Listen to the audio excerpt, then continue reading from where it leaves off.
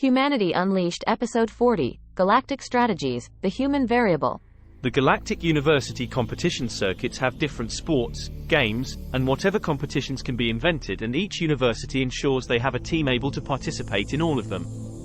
For the students, it was mostly as a good diversion from their studies. For others, it could open doors for them in a professional setting. An excellent Gurnal player stands a better chance to getting into a xenomedical school than others. A Plath 4 athlete may be approached for a piloting program.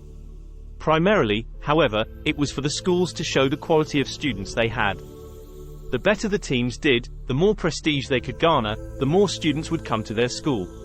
One of the most prestigious games, and therefore the most competitive, is the Civilization Simulator. Hundreds of thousands of commands, settings, realistic simulation prompts, and randomized hazards. It is the epitome of strategy and competency to advance a civilization from tribal infancy to conquest of the universe. Able to be played one-on-one to an 8-man free-for-all or with teams pitted against others, it allowed the greatest diversity of solutions to defeating your opponents. The game had general strategies that many followed, tried and tested methods that had been proven again and again to be useful. Resource-hungry pirates that pillage others while being difficult to remove, diplomatic ambassadors who simply talk all opposition down, economically savvy merchants that force their opponents into debt slavery, different strategies to conquer the galaxy, and all had succeeded in some form or other. Many players often took their own race's history and perfected it in certain respects. Others took what they simply believed to be the most effective means to an end. When humans came about, we expected something interesting to happen. A new race with new ideas was always going to create new ways to look at things. Professionals, masters, and long-time fans were all interested in what the humans might come up with that hadn't been thought of before, and eagerly awaited their joining the league. The Terran University, the only university at this time to join the circuit, had been allowed a full season of prep time to work with and practice with the system.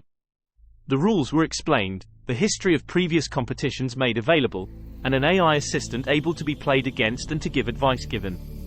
The first competitive game of the season started, and they were pitted in a singles match against a middling school from Tornith Nebula.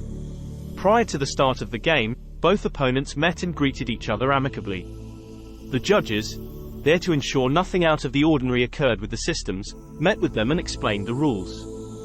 Systems were reviewed to ensure neither had anything to allow for cheating.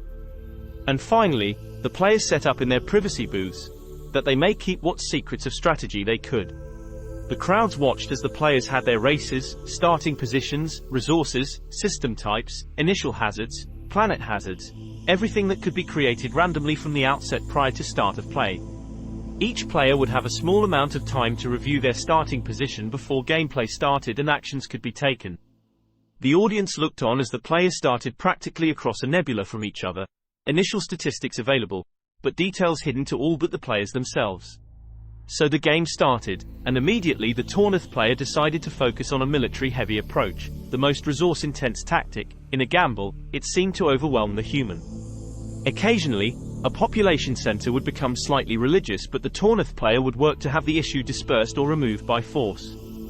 It was often an early development level hazard to deal with religion, which could slow down and even halt a species development prior to reaching space travel. With multiple religions, the stymie of development for a civilization could be a death sentence, as the population would often spend more time arguing and refusing to work together and even warring within itself. The human simply developed. They too often faced initial obstacles but handled many of them strangely. Rather than removing religion, they seemed to integrate them into their society. They had over a dozen before many in the crowd stopped paying attention, disappointed in what was going to be a poor showing from the human. The first hour passed, and it seemed the Tornith player would be well on their way to domination, as they had cleared the planet's orbit while the human was still stuck in the Iron Age. The Tornith player had conquered their system and added an underdeveloped species they discovered into their society, while the human had only just broken orbit from their planet in what appeared to be a junk craft. The Tornith player had control of a couple of systems by the time the human player had explored theirs and suddenly surprised us all. Their civilization also discovered an underdeveloped species, but seemed to have integrated them as fast, if not faster, than their military-focused opponent, without seeming to expend resources for diplomacy, conquering them, or placing them into indebted slavery. The Tornith player had conquered a dozen systems by the time he and the human had made first contact. The human player began a diplomatic mission to open trade, which the Tornith player turned down by destroying the diplomacy ship. The reaction from the human species was unprecedented.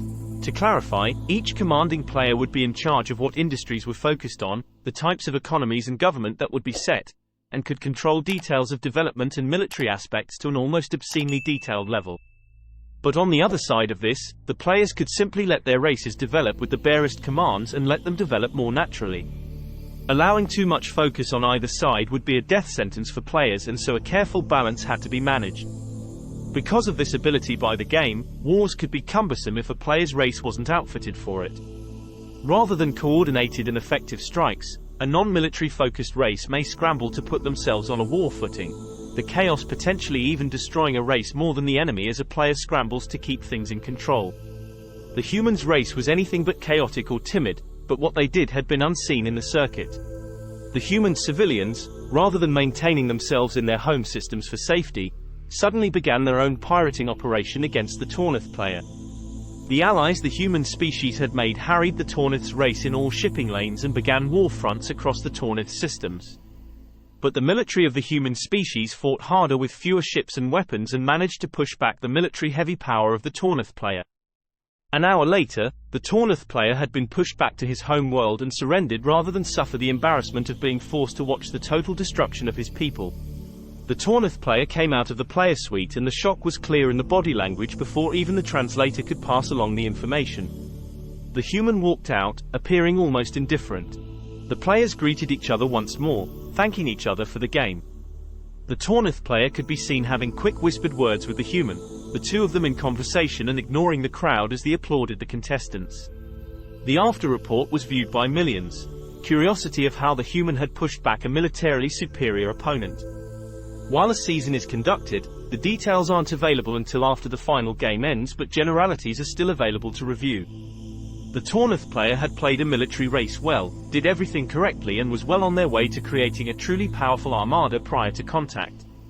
The human, however, seemed to be barely functioning as a race.